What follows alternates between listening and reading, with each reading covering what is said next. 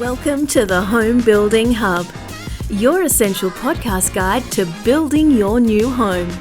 Hosted by industry experts Colin Bischoff and Darren Brennan, this conversational podcast will help better educate you about all things new home building so you can avoid costly mistakes and enjoy your building experience to the fullest, no matter which home builder you choose. Hey there folks, welcome to the Home Building Hub. You're with Colin and co-host Darren Brennan as always, and today we're going to help you work out what side of the home you should be putting your living areas when you're buying a block or you're choosing a house design. This is something that comes up, Darren, all the time, so we're going to give everyone really short, sharp episodes, some quick tips, give you a bit of guidance and how that works and how we do it when we're talking to a customer. And that will give you enough intel to go and pick the right block, or at least if you've got a block, pick the right design. So let's kick off. Daz, how you going today, buddy? Hey, going really well. I like this topic. It's you're right, it's something that comes up all the time, but I think also it's a really important one because you got to live in the house. You want to make sure it's nice and light and bright, and you want to maximize that sunlight getting into those living areas and making it really comfortable to live in and not dark and dingy. You know, it helps with your resale value later, just ticks all the boxes. If it's a rental, you're more likely to rent it out because it's going to look nicer when people are walking through it, you know, with all that natural light. And, you know, I guess we all feed off that as energy. So, yeah, it's pretty cool. Pretty cool. Yeah, I reckon it's a bit of the old out of sight, out of mind. In my experience, this thing, it's like people don't value it because they're really just dealing with bits of paper. You know, the plan of subdivision is a bit of paper. The floor plan is still a bit of paper. The contract is a bit of paper. They're not actually, a lot of people can't visualize that. So I think we see too many people buying blocks of land without thinking about it, and buying houses or choosing house designs without thinking about it. So this is just to help you think about it in a really simple way that we use, a couple of little tips and tricks. And I think, Colin, on that note, is that obviously with the 7-star regulations, it's more important than ever to make sure that your orientation's right so that you are more compliant with that. Because some builders will say our home complies in a certain orientation. Others will say the home complies in all orientations. So if you're in the first boat, you may be paying more because your house is badly orientated to the sun and not letting enough potential, sunlight into the home.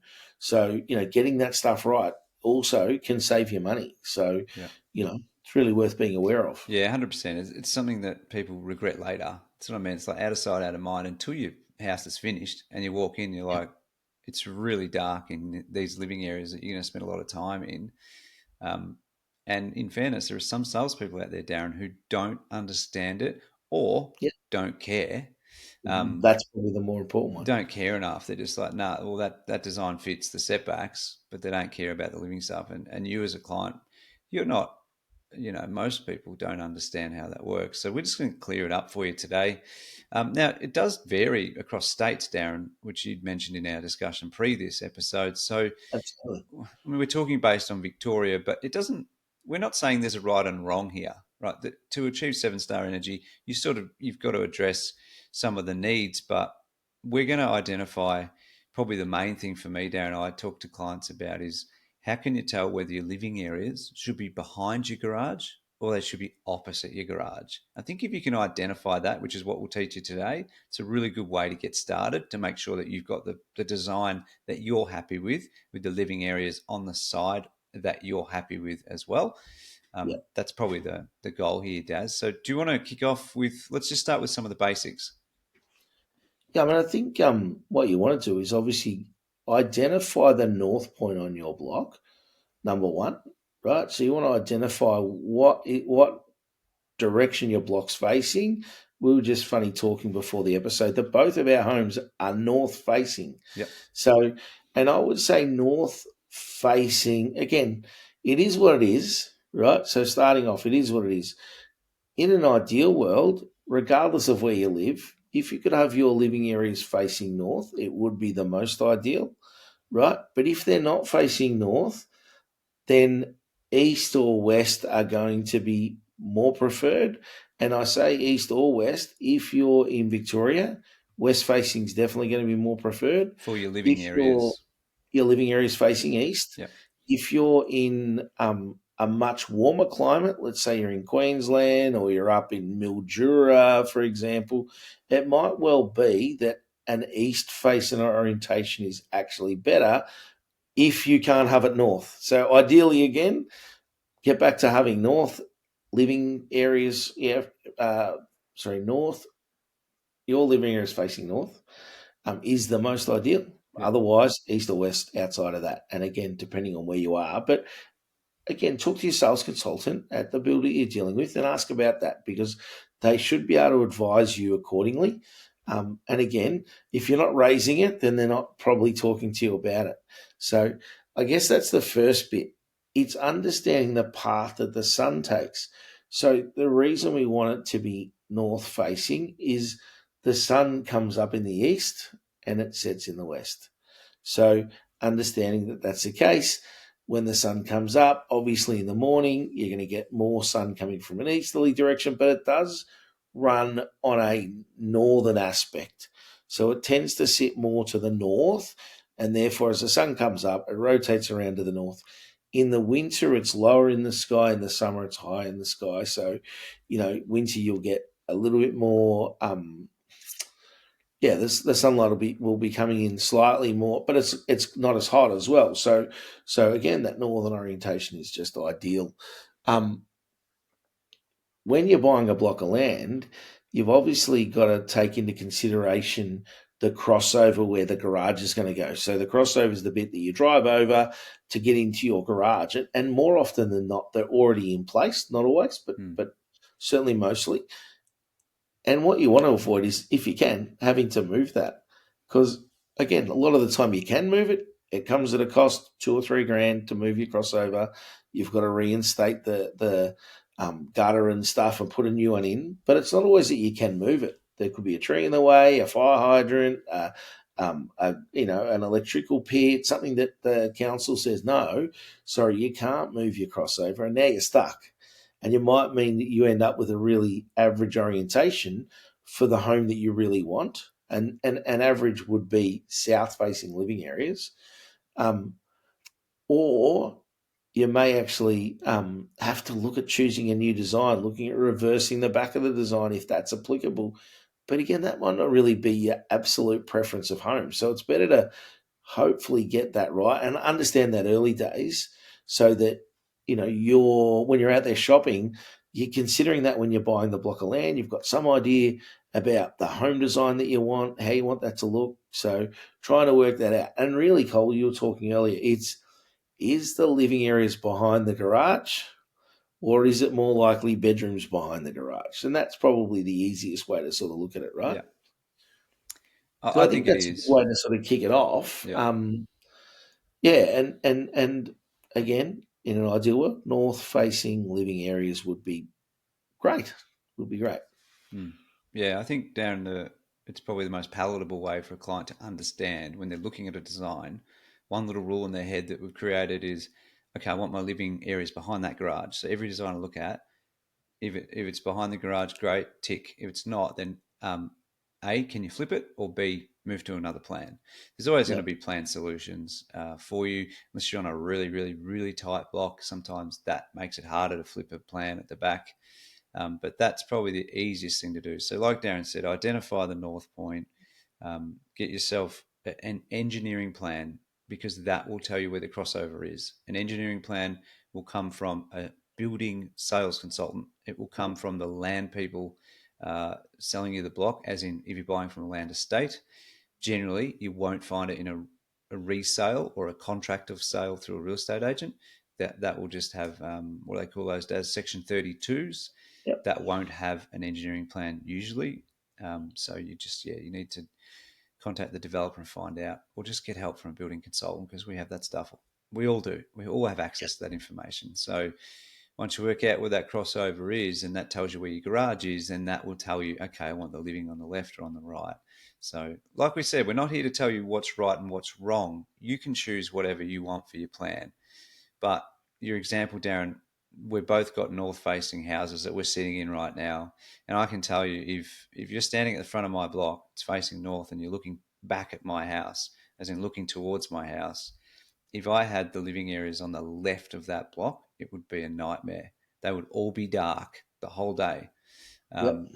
But we don't. We worked out orientation when no, we need the living areas on the right hand side of the north facing block, because that's where from 12 o'clock through to the rest of the day, that's where the sun starts to come through that side of the house, and that just brightens up the whole section, the kitchen, the living, all that sort of stuff, Darren. So it also gives us, in terms of, we have an alfresco, right? So the alfresco is on the back of the living, which means it's getting some nice sunlight as well. Okay, so that's something to factor in. So hopefully that helps. And like you said, Darren, Queensland some people might want to do it the opposite. So they've got a little bit more shade due to the excessive heat, like you pointed out. So yeah, absolutely. Yeah. The other thing I was going to say is a lot of developers do consider where the crossover is relative to the majority having living areas behind the garage. And I think if you look at house designs, it's probably 75% have living areas behind the garage and 25% of the other way. So they work on that 75-25 rule too. So they will often have the crossover so that the living areas will be on the north, because again, they understand that that's going to be a more preferential. And if it's not on the north, it'll generally be towards the west. Sometimes they can't avoid it. It could be a corner block, for example. You can't have the crossover on the outside on the corner side. So, you don't have a choice. And again, that's where you may look at a house that's got the opposite, so the bedrooms behind the garage, for example, if that orientates better for it. So it's certainly worth considering. The other part is, we do know that a lot of there are some religious beliefs from some of the different buyer types out there that will want to have, for example, north through to east facing blocks. So again, that can be limiting in terms of, getting the living areas to the north side, because they want the front door facing the north, or around to the east. So again, just understanding that can be the case and what that looks like. Traditionally, Aussies want a north-facing backyard. So, in fact, yours and mine, Colin, are the complete opposite to that. So we've got south-facing backyards. But traditionally, you'd have a north-facing backyard because that's going to get all the sunlight in your backyard. You can have a barbecue out there and put your swimming pool, if you end up with one of them and you're lucky enough to, etc., in your north-facing backyard, or play cricket in the backyard.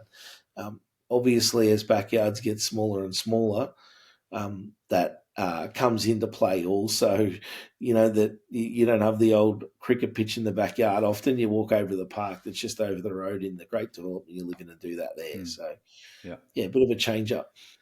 So to wrap it up, the tip that I'll give, Darren, is how exactly do you do that for people who are not that visual, right? So this is something I present and train sales consultants over many years. And it's actually something I take every client I've ever dealt with through. It's very simple. So if you can get, some people print these things out, some people just look at it on a screen, but the simple format is you can draw a rectangle, or you can have the planner sub in front of you, identify where the north point is, and literally get a pen and draw from east, draw an arc across to the west, right, with the north point bang in the middle. That will tell you the path of the sun straight away. And then what you want to do is you want to just work out, okay, where's the crossover, which we said before, get the engineering plan, put a little cross on the front left of the block, or the front right of the block, wherever the location of the crossover is going to be. And then you can highlight exactly, you can visually see, okay, the side that the living areas for me need to be on is the left or the right. And that'll tell you behind or opposite the garage. That's it, Darren. Like, it's quite simple if explained that way. But so if you draw it physically with a pen, or just you grab your index finger and you go, okay, that's east, and then you arc it across. That's west. That's the direction. Great. I need my living on the left side. Then and you can start finding plans that suit what you need, basically. So I think that's the easiest tip. Yeah. Absolutely. The tip I'd give, Cole, is, if in doubt, talk to your sales consultant. Like we always say, go back and check to the builder sales consultant. Yeah. If you feel like they don't really know, talk to another one. They're often next door to each other or whatever. If you feel like, geez, I'm getting wrongly advised here, or shoot us a message. You can always email us, and we'll happily give you some advice on what might work for you. Send it through. Ask them, hey, does orientation matter? If you get a consultant saying, no, not really, then turn around, walk out the door. Yeah, correct. Or hang up the phone, because that's not a consultant you want to be dealing with. They're missing that. They're going to be missing other details throughout the building quote that you're going to ultimately try and get. Absolutely. Yeah. Cool. Well, that one hopefully helps you guys with wherever you're at, buying a block of land or trying to choose a design and or a bit of both. So if you guys like what you're listening to, please jump on the platform that you're listening on or watching on. Leave us a 5-star review. It'd be really helpful to help spread the news for the podcast. If you've got any topic ideas, jump on the website homebuildinghub.com.au and you can send us a topic, questions, etc. And other than that, Darren, anything else to add? Mate, have a great week and look forward to catching you guys on the next one. Good on you guys. Thanks. Bye-bye. Thanks for listening to the Home Building Hub. As part of the podcast, we have to be a little careful to cover ourselves on a legal standpoint. So we do have a disclaimer.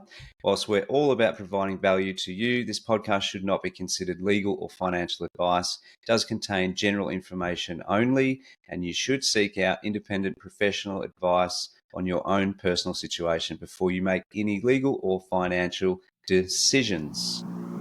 1